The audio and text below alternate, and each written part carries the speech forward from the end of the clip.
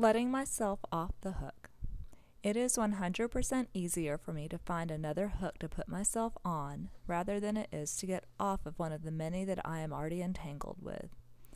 For example, I asked the prayer shawl ministry at Holy Comforter to make a prayer shawl for me to take on my upcoming trip to Guatemala to present to our sponsored child Sylvia and her family. The Prayer Shawl Ministry is creating one of its most popular products for Sylvia, a prayer shawl constructed from individual squares made by the ministry's members. That way members can work on their pieces independently and then come together to sew them all into the final product. They have chosen to use a lightweight cotton yarn and a fairly open stitch since the shawl is going to a tropical climate. I met with the ministry members to share pictures of Sylvia and talk a bit about mine and Tenley's trip.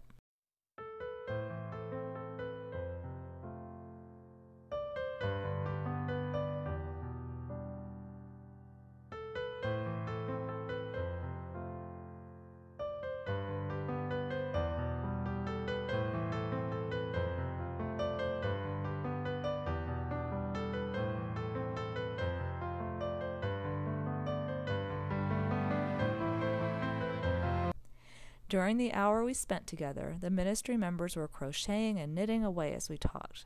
We talked about all kinds of things. That's sort of the point of the ministry, creating a beautiful and useful product while having the time to fellowship together.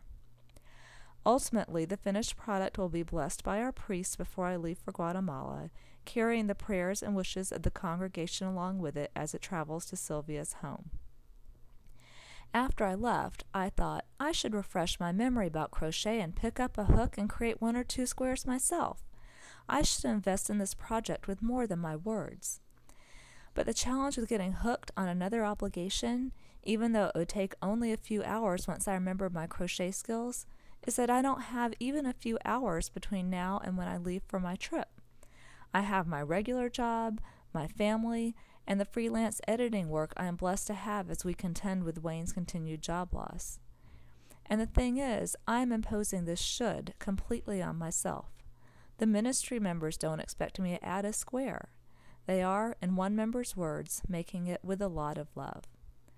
Jennifer Fulweiler wrote in her Conversion Diary blog about a situation which was resolved in a way that left no doubt that the fingerprints of God were all over the situation.